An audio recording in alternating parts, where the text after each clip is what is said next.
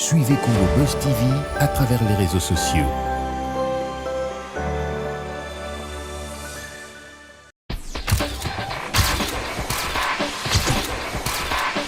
Congo Buzz Télévision, une nation, une chaîne, une nouvelle république. Congo Buzz Télévision, la référence de l'élite. Suivez Congo Buzz TV à travers les réseaux sociaux. Mesdames et messieurs, bienvenue, c'est un grand plaisir de vous retrouver à travers le nouveau numéro du ressort sur ce plateau, M.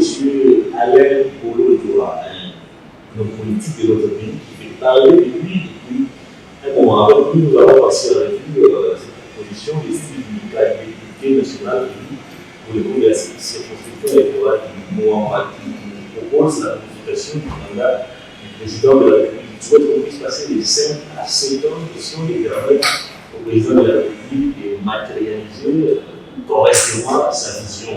Est-ce que vous partagez cette avis qu'on en parle au cours de cette émission? La vérité, c'est que si la détention de François Béla, ça fait pratiquement un mois, depuis que l'ancien conseiller, l'ancien conseiller de la République est placé en détention au niveau de l'Agence nationale de renseignement, quels sont les meilleurs reproches à ces messieurs? On en parle au cours de cette émission. Bienvenue à l'Indolore. En tout cas, merci beaucoup pour l'opportunité.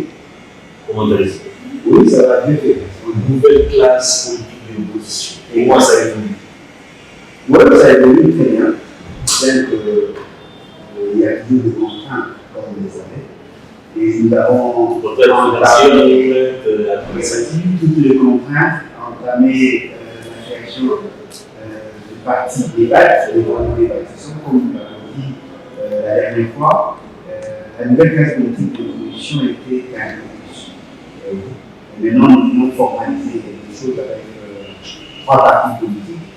On aura 3 partis politiques. Un parti progressiste, un parti libéral et un parti socialiste, justement pour que nous créions la nouvelle classe politique de l'opposition devienne un bon politique au regard de jeu.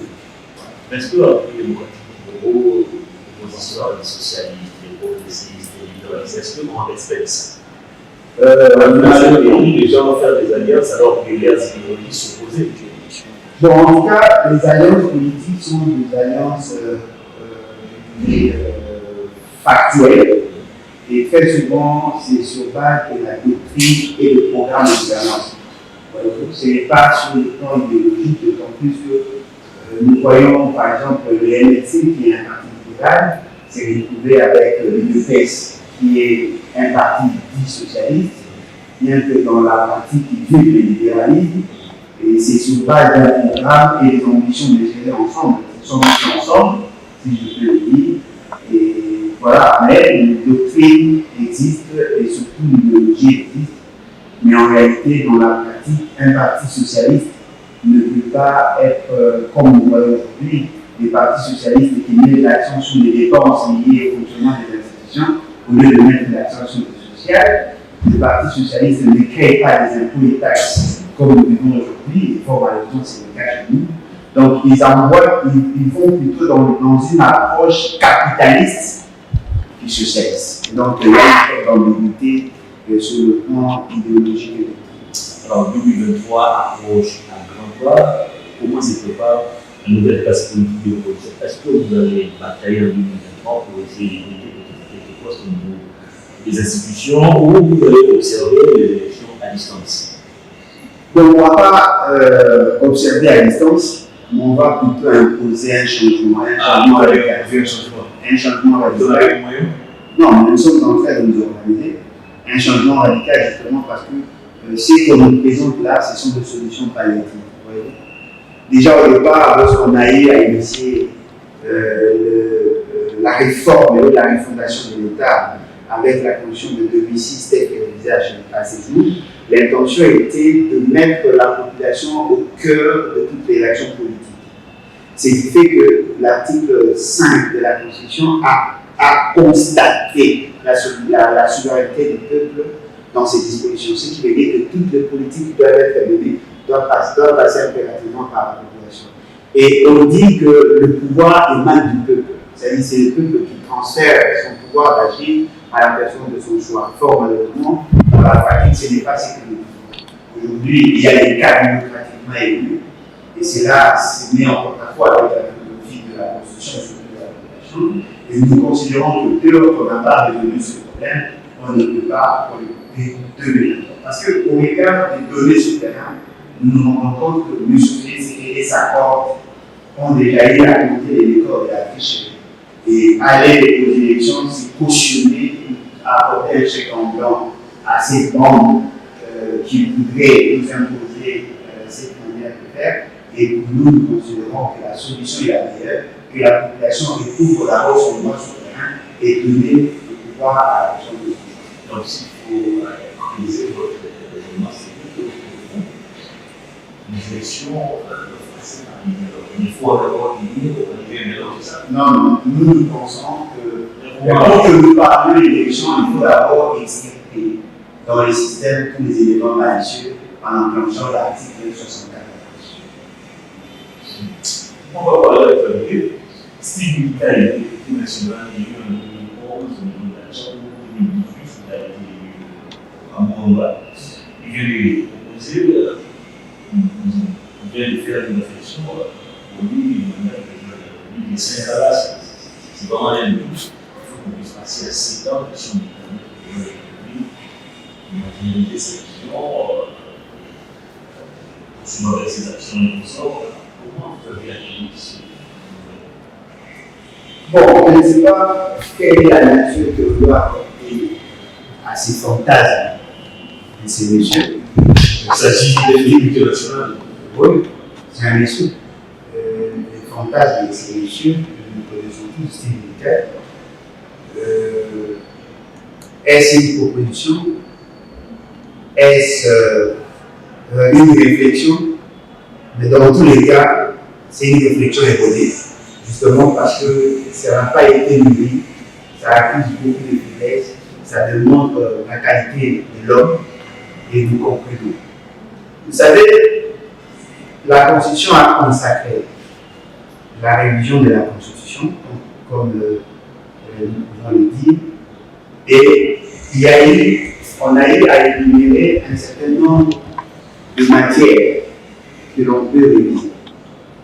Parce que si déjà au départ, on ne sait pas faire un distinguo entre la révision constitutionnelle et les changements de la Constitution, nous sommes mal partis. Si ces messieurs étaient sérieux dans ce qu'il fait, en réalité, il devait d'abord nous aider. Non, s'il était sérieux dans ce qu'il fait, il devait d'abord nous aider à comprendre ce qu'il veut en réalité. Parce que la Constitution en tant que pacte social ne peut pas être révisée sur fond de faits factuels, de faits conjoncturels.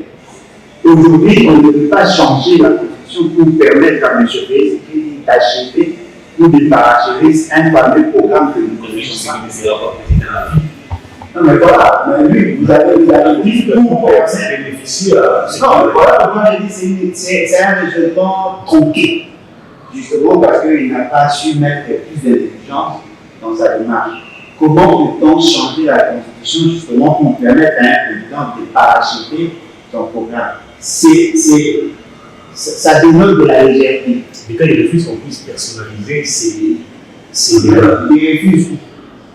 Il a refusé. Il est suivi dans plusieurs. Non, mais effectivement, voilà. Sa réflexion n'a rien à voir avec le président de la République actuelle. Non, mais voilà pourquoi je dis il n'a pas mûri sa réflexion. Parce que s'il avait mûri sa réflexion, il devait éviter de tomber dans ce genre de réaction où il est appelé à justifier sa position et sa posture partout où il va passer. Vous serez peut-être surpris d'apprendre que nous soutenons, nous, la nouvelle politique d'opposition, nous soutenons les CPD. Vous serez surpris. Mais comment y arriver? Parce qu'en lisant l'article 198 de la Constitution, qui énonce le principe de la révision de la Constitution elle-même a consacré leur capacité de pouvoir de réviser certaines dispositions. l'article 219-220 insiste sur le comment réviser la Constitution et les matières à ne pas toucher. Parce que si vous lisez l'article 218, c'est clair, la Constitution est claire. On vous donne des matières, on vous donne d'abord la procédure, il faut qu'il y ait une initiative qui peut provenir du président de la République en tant qu'institution. Il y a le gouvernement, après consultation au niveau du Conseil des ministres. Il y a le Parlement qui peut aussi faire une proposition, c'est-à-dire les deux chambres peuvent faire une proposition avec une majorité sale. Et il y a 100 000 Congolais par pétition. C'est-à-dire que la Constitution n'est pas contre la révision de la Constitution. Mais l'article 220 a verrouillé certaines dispositions à ne pas exiger. Parmi ces dispositions, il y a notamment la durée et le nombre de mandats. Si tu dis que il n'est pas sérieux dans ce pays, il ne veut pas parler de la révision. On doit passer à la 4e République selon le réfléchit. Change de constitution. Il nous a rejoint. Non, mais effectivement, il nous a rejoint. C'est-à-dire que lui parlait de la révision de la Constitution. Non, on ne peut pas réviser la Constitution sur ces matières-là. Ce que l'on peut faire, on peut abroger la Constitution actuelle et présenter une nouvelle Constitution. À condition qu'il y ait révolution. Et donc, le fait que votre ambulance fixe le passeport. Non, mais par quel mécanisme? Parce que sur le plan institutionnel, non, le Parlement n'a pas de compétence. Si le Parlement osait faire ça, il viole la Constitution, il viole le pacte social, automatiquement le pouvoir devient dans la vie. Si vous voulez, vous pouvez jamais. Si nous voulons changer la Constitution, il faut qu'il y ait un fait politique qui sous-tende ces démarches. C'est-à-dire qu'on doit constater que ceux qui sont au pouvoir sont insuffisants, sont incapables de gérer. Lorsqu'on constate que la machine, le système est bloqué, grippé, c'est en ce moment-là qu'on initie la révolution pour que nous atteignions la 4e République. Est-ce que Steve Biko n'a pas raison de réfléchir en termes de solution de la Constitution? Parce qu'aujourd'hui, il y a des gens qui formulent des critiques selon lesquelles cette Constitution, les cadres n'est pas avec une réalité, c'est une Constitution qui a été copiée et calquée sur la Constitution française, américaine. Est-ce que au-delà de tout ces faits, on n'a pas raison de réfléchir à terme du changement de cette Constitution? Non, mais nous disons que nous avons été parmi les premiers à avoir lancé ce débat. Voyez-vous, c'était déjà depuis 2006 que moi, personnellement, je m'étais impliqué dans l'idée de changer de constitution. Voilà pourquoi j'ai battu campagne contre la constitution et j'ai voté contre. C'était déjà un débat en 2005. Fort malheureusement, le fait c'est qu'on nous a présenté un référendum et que la population aurait soutenu la constitution, je me suis incliné. En 2011, je suis revenu avec le même débat pour que l'on change la constitution au lieu de réviser comme ça a été fait. J'ai été mal compris et je me suis battu pendant des années. Aujourd'hui, notre plateforme, notre focus soutient l'idée de changer la constitution et nous prenons pour l'avènement de la 4e République. Mais ce qui est vrai, on ne peut pas briser le pacte en cours sans qu'il y ait évolution. Parce qu'il n'y a que la population qui a le pouvoir d'abroger une constitution. Sur le plan institutionnel, ce n'est pas faisable. Vous faites les études sur la révolution. Non, mais c'est justement parce que le fait qu'il y a un contrat qui lie la population. Parce qu'on nous dit que cette constitution serait soutenue par la population. Et les effets, il faut convaincre la population à briser ces pactes et présenter un nouveau pacte. Voilà pourquoi nous pensons la procédure politique est il faut qu'il y ait révolution, faire tabou la base, enlever tous les éléments malicieux, qui ont justifié les changements de la Constitution. Deuxième étape, convoquer un comité fondateur où on va réfléchir sur la forme de l'État, le système et les régimes politiques et les objectifs constitutionnels qu'on va fixer. Troisième étape, on présente un nouveau pacte social par référendum. Après le référendum, on va convoquer les élections pour avoir cette fois-là les institutions qui seront installées conformément. Et pourquoi les autres les décideurs justement à aller au but en organisant des référendums constituent les cadres du lycée plutôt que de communiquer aujourd'hui la révolution? Non, le problème, c'est que nous avons basculé en 2006 de la Deuxième République à la Troisième République, justement parce qu'il y a eu une analyse de fond, une analyse en profondeur. Qu'est-ce qui s'était passé? Il y avait plusieurs groupes armés. Il y avait pratiquement un chaos. Et sur base de ça, que les gens se sont mis ensemble pour présenter d'abord la constitution de la transition, qui avait une durée de vie de 3 ans. Et après, nous avons eu les députés qui étaient cotés, qui nous ont présenté le gauche de la Constitution. C'est le projet au niveau du Sénat, de l'Assemblée nationale. Le gouvernement de la transition a eu à valider sur certaines matières. Et puis, c'est la présidence, parce qu'à l'époque, l'institution était l'institution présidence de la République. La présidence a rendu public en promulguant la Constitution en 2006. Ce qui veut dire que là, on est passé d'une république à une autre république en passant impérativement par la révolution. Fort honnêtement, à cette époque, c'était une révolution armée et qui ne nous a pas permis de réfléchir en profondeur et d'apporter le génie qu'il y a en nous pour que nous mettions à la disposition de la nation une bonne constitution qui reflète nos réalités. C'est vrai. Cette constitution, la constitution actuelle n'est pas mauvaise dans l'absolu. Il y a certaines vertus que nous pouvons retirer et donner une autre forme à l'État et permettre à ce que nous résolvions beaucoup de problèmes. Je prends l'État. On dit l'État congolais, l'État congolais en rapport avec la souveraineté de l'État. C'est le peuple qui est souverain. C'est le peuple qui est souverain. Mais la terre appartient à l'État. Et ce qui est grave, cette population n'a pas de droit à cette terre. On doit faire en sorte que la terre appartienne d'abord aux tribus, au regard des directions de l'article 10. Parce que la composition de l'État congolais, c'est une composition atypique. On nous a mis ensemble. Il y avait 450 tribus qui étaient propriétaires des terres.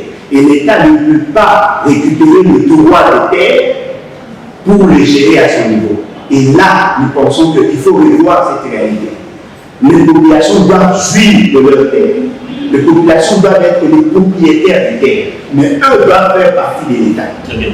Alors, vous avez évoqué ici la problématique de la durée du mandat du président de la République. Vous avez dit que vous êtes d'accord avec le septennat. Alors, question, les problèmes du Congo, les problèmes liés au sous-développement du Congo, est-ce que c'est la longévité du président au pouvoir ou c'est juste le problème de la bonne gouvernance ou d'un leadership fort?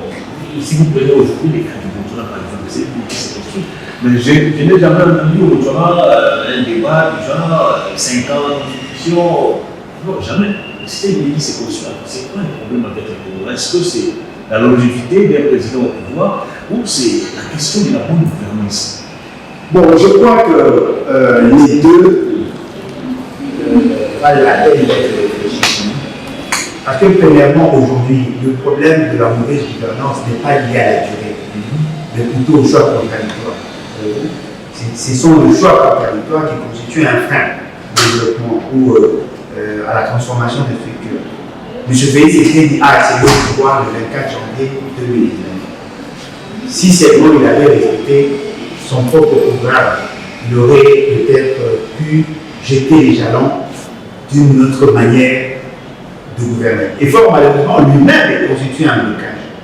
Mais au-delà de tout, Comment le président peut constituer un blocage? non, mais s'il n'a pas assez d'atouts pour mettre le pays dans le rythme de développement, on le constate quand c'est agile.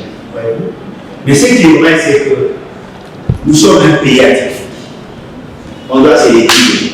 Très souvent, ce sont des gens qui n'ont pas fait le tour du Congo, qui ne comprennent pas les vrais enjeux. Et souvent, lorsqu'on évalue la gouvernance, on se contente dans les grands centres. Mais lorsque vous allez au niveau des territoires, l'État n'existe pas en réalité. Voyez-vous? C'est juste la volonté de vivre ensemble qui fait à ce que ces gens-là se considèrent comme des Congolais. Voilà pourquoi vous avez les 145 territoires. Non, mais ça, c'est une aberration. C'est vraiment une aberration, c'est un programme torchon. Justement parce que les gens n'ont pas intériorisé la philosophie de la Constitution. Et voilà, c'est déjà une manière de réviser la Constitution sans les lire. En réalité, au regard de la situation actuelle, au niveau de nos territoires, le plus grand problème, c'est l'installation des institutions et de leur sortie. Ça pose problème. La première année, c'est une année essentiellement électorale. Parce que nous avons plusieurs niveaux des élections organisées. Vous avez, par exemple, les élections présidentielles, vous avez les législatives nationales et provinciales, vous avez le municipal, local et tout ça, ensemble oubliés alors que ce sont des élections essentielles. Vous avez les élections de gouverneurs, de sénateurs, tout ce qui vient au second degré. C'est-à-dire que là, ça risque de nous prendre pratiquement la première année. Or, la législature ou le mandat, le programme de l'État doit en réalité être les 5 ans. Alors, la première année, doit-on considérer ça comme les débuts du programme où on doit avoir toutes les institutions pour que chacune des institutions joue réellement sa partition. C'est pas pour autant que le programme de ce programme, vous pouvez venir citer les cas du Botswana, c'est ici en Afrique. Non, mais effectivement, le Botswana n'a pas le même réalité. On ne doit pas se voyer là-bas. Le Botswana n'a pas le même réalité que nous. Nous sommes un pays atypique. Nous avons un statut particulier, au niveau de la considération internationale et même au niveau de notre compétition. Nous n'avons pas cette réalité. Comment voulez-vous que les compétences qui sont reconnues aux provinces, parce que déjà les gouverneurs sont installés vers le mois de juin. Vers le mois de juin, les gouverneurs sont installés. Et il doit avoir un mandat de 5 ans. Si nous nous organisons, on peut avoir 7 ans comme mandat, comme mandature, de 7 ans, et on évolue comme ça pendant au moins 5 législatures, ou 10 législatures, on revient à 5 ans. Paul Biya, c'est 40 ans au pouvoir aujourd'hui. Le Cameroun n'a pas atteint même la moitié du niveau de la France. La moitié d'ailleurs, c'est trop, même pas les cas. Ici en face, vous avez vu, ça c'est plus de 25 ans. Les Rwandais, ici partout. Non, ne confondons pas les choses. Nous avons là deux dimensions. La durée du mandat et le nombre de mandats. Ce n'est pas la même chose. Mais là où quelqu'un fait 40 ans, ça n'a pas changé. Mais là, non, même si vous nous revenez. Non, le problème, non, par moment, les gens se posent de mauvaises questions. On peut avoir un mandat de 7 ans, on organise de bonnes élections. La personne qui a été élue peut être éjectée du pouvoir. Ça fait 5 ans, au Sénégal, il y a pas quand même développement. Et effectivement, parce qu'il a trouvé des bases qui lui ont permis d'accélérer rapidement. Ici, il n'y en a pas. Ici, il n'y en a pas. Et puis, au-delà de ça, les personnes qui sont aptes à faire les choses n'ont pas accédé au pouvoir. C'est-à-dire que le fait des individus compte, la durée aussi et l'étendue des problèmes. Donc, justement, la solution à ces problèmes, c'est laquelle? Est-ce qu'on doit d'abord commencer par formater les cerveaux de ces gens qui ne réfléchissent qu'en termes de corruption, en termes de catégorie financière? On doit d'abord commencer par réviser pour changer la constitution. La solution, c'est à quel niveau? Non, le problème, c'est que nous avons été méthodiques. Nous vous disons, de lors que la population ne va pas retrouver sa souveraineté, tout ce que nous disons là, c'est du là. Comment voulez-vous que M. Félix soit au service du peuple de l'homme qui sait qu'il n'a pas accédé au pouvoir par la Comment voulez-vous que les députés soient au service du par la CENI confirmée par la pouvoir? Mais peut-être une invention de Kabila qui a contesté les élections n'a pas été en mesure d'éliminer. Non, même la Cour constitutionnelle n'a pas victoire. Non, même la Cour constitutionnelle n'a pas bien joué son rôle. Ce sont là les réflexions que nous devons pousser.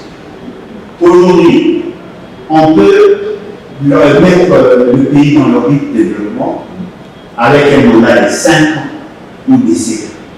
Mais il faut tenir compte de la dimension anthropologique.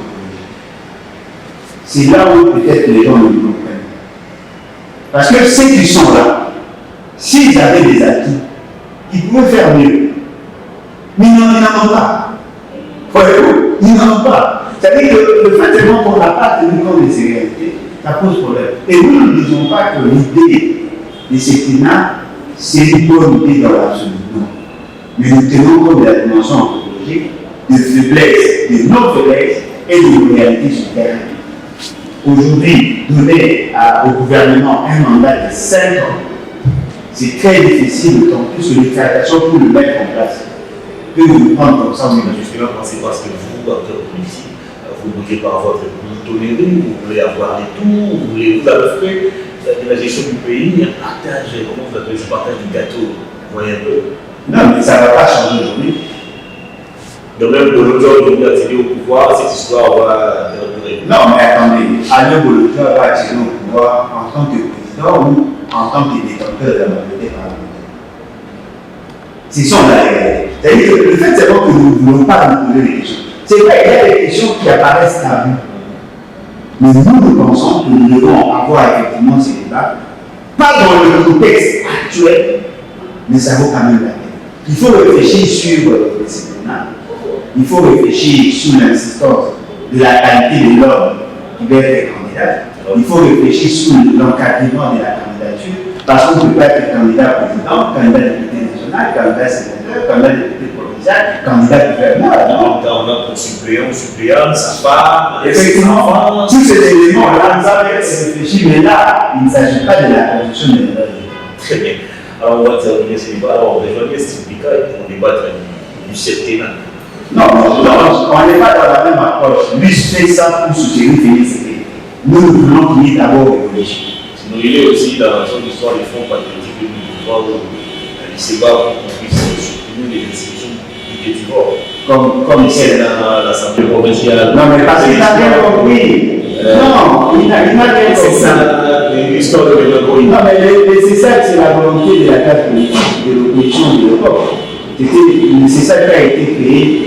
Comment le CENSA a été créé justement pour caser Tétivore. Il n'a plus sa raison.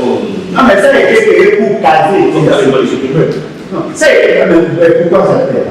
Ça a été créé justement pour caser Tétivore. Ça n'a pas été créé pour la politique. On va terminer l'émission. On prend l'étude de directeur de l'émission François Béard en détention, l'ancien conseiller spécial en matière de sécurité du président de la République, détenu selon les communiqués qu'on avait suivis de la présidence de la République.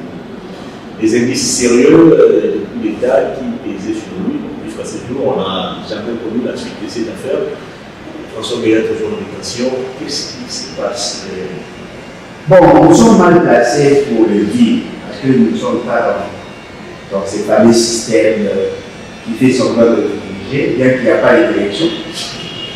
Mais c'est vrai, il y a beaucoup à reprocher dans la procédure, ou même dans l'intentionnalité.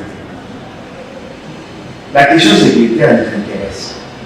C'est ce qui m'a poussé même à faire mon master en criminologie. Et nous sommes souvent formés par le même personne, voyez-vous. Ce sont les agents de la mer, les agents de la police, de l'armée, ce sont eux qui nous forment.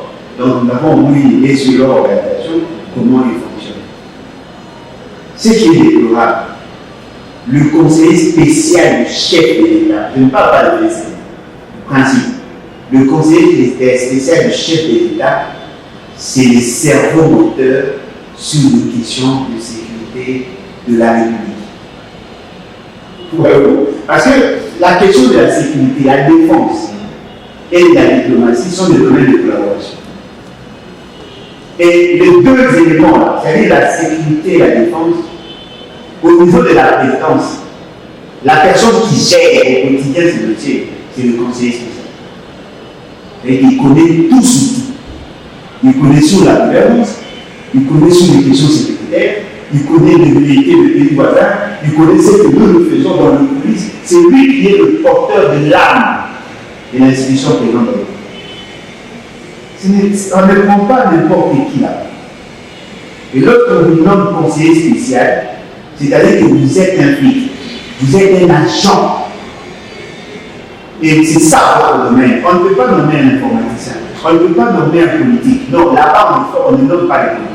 Et d'ailleurs, depuis au bout jusqu'à aujourd'hui, la plupart de ceux qui ont assumé cette fonction sont des flics. M. François Béard n'est pas comme moi, vous et moi. C'est un agent de carrière. Il a commencé dans ses services à l'époque de Mobutu. Il est passé au niveau de l'Union des Kabila. Il était avec les ailes Kabila. Il s'est retrouvé dans des gels. Et c'est M. Félix gratuit.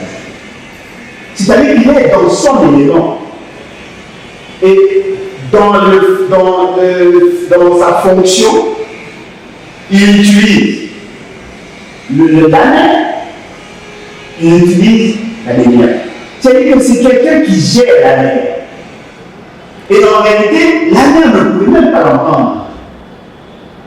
Parce que sur le plan fonctionnel, il est la hiérarchie en fait.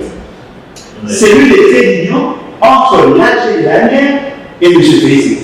Le patron de l'AMR, selon plusieurs indications, a agi selon l'ordre qu'il aurait reçu de la haute hiérarchie. Non, mais effectivement, la haute hiérarchie n'est pas dans son élément. Peut-être qu'il a failli dans sa conception du fonctionnement. En réalité, on devait mettre en place une solution. Vous voyez ces gens-là, les AG de l'ANER, le conseiller spécial, ils ne seront pas des deux comme vous et moi. C'est justement parce que toutes les questions sont simples. Essayez de vous imaginer François s'autoriser de dire ce qu'il sait. Et puis il s'est remplacé. Ah bah, voilà pourquoi je dis, c'est manque de tact. Ça expose l'État. Ici, nous ne voyons pas la question de l'Église. Nous voyons la sensibilité de la question. Quelqu'un qui a eu à servir la République pendant une année. Quelqu'un qui est dans le secret d'État ne peut pas être élevé comme ça. Si j'étais à leur place, j'allais convoquer, j'allais mettre en place une commission spéciale.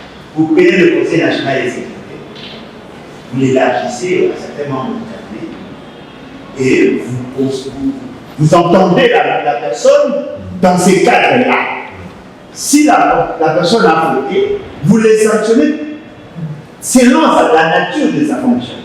Vous pouvez le mettre en résidence surveillée, ça a été fait avec une date. Il semble que François Bayrou a refusé d'être assigné en résidence surveillée. Non, mais c'est justement parce que vous avez tenté de l'éliminer et que maintenant sauver sa peau. Ils ont tenté de l'éliminer. Et devant cette réalité, ça met à nu les insuffisances. Moi, je me pose la question s'il n'y a pas d'autres dossiers en dehors de ce qu'on nous présente.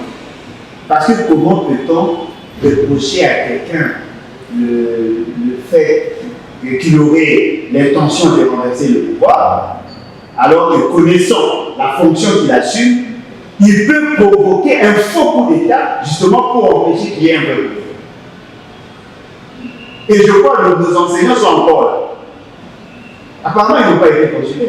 C'est-à-dire qu'au regard de sa fonction, il peut provoquer un faux coup d'État pour éviter à ce qu'il y ait un vrai coup d'État. Et si vous n'avez pas compris ce qui s'est fait, vous risquez de l'arrêter et vous mettez en pâture tout ce qu'il avait comme démarche, et ce sont les autres qui vont tirer les militants. Donc, quelque part, je constate l'amateurisme, l'inculturation constitue le fondement de ces dossiers. Et j'ai craint que le pays le paye cash. On va terminer l'émission. Alors, on a commencé d'abord par dire des soupçons de coup d'État, on est passé, on a parlé des arrestations au niveau de l'armée, de la garde républicaine. Actuellement, on parle d'une assignation en résidence surveillée, c'est quelque chose que BR plus. Alors, on a une question, jusqu'où on va aller dans cette affaire? Est-ce que BR sera-t-il jugé ou on va continuer à les garder comme ça jusqu'à. Je ne sais pas. Bon, je crois que ceux qui sont en train de suivre le dossier, apparemment, ils sont en panne d'imagination. Apparemment, ils sont bloqués. Voyez-vous, ça arrive. Parce que lorsque vous mettez l'âge de l'année, je ne veux pas le minimiser. C'est quelqu'un qui a eu à faire ses preuves. Mais il était qu'un cadre de collaboration. Ce n'était pas un décideur. C'est à peine qu'il devient un cadre de collaboration lorsque M. Félix est arrivé. Il a été AGA, aujourd'hui il est AGA. C'est malsain de prendre un monsieur de la taille de M. François Béat et de le laisser entre les mains de l'AGPO. Pour moi, je considère que c'est une faute. Mais ça dépend maintenant du régime.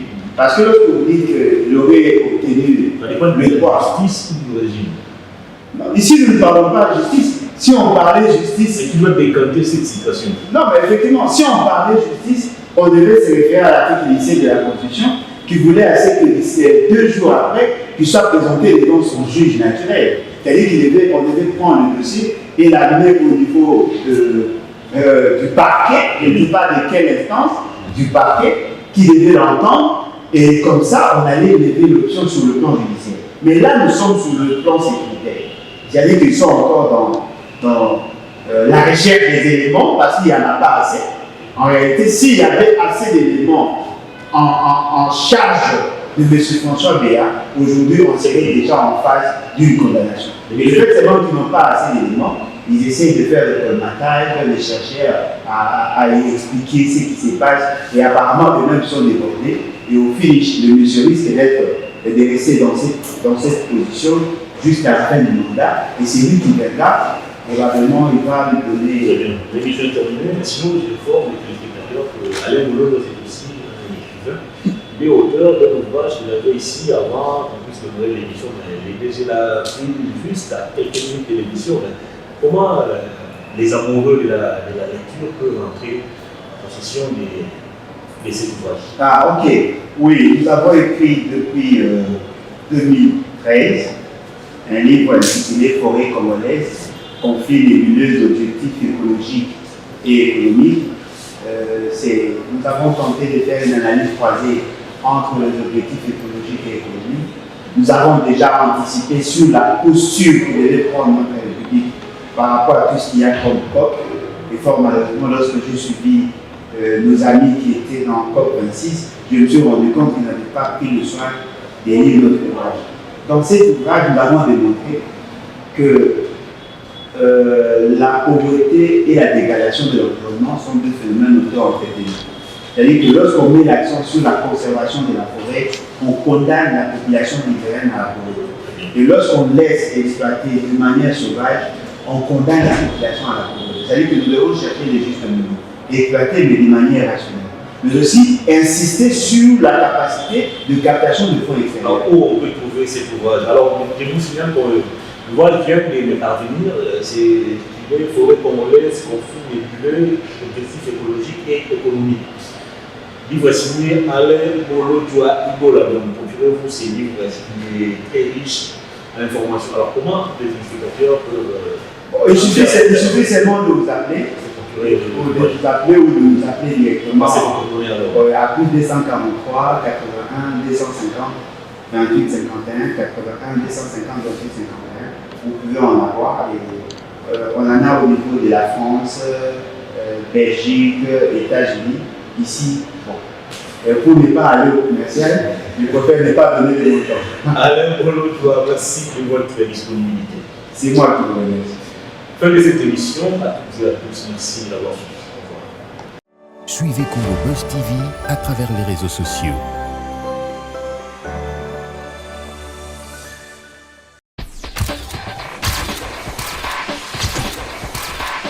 Congo Buzz Télévision, une nation, une chaîne, une nouvelle république. Congo Buzz Télévision, la référence de l'élite. Suivez Congo Buzz TV à travers les réseaux sociaux.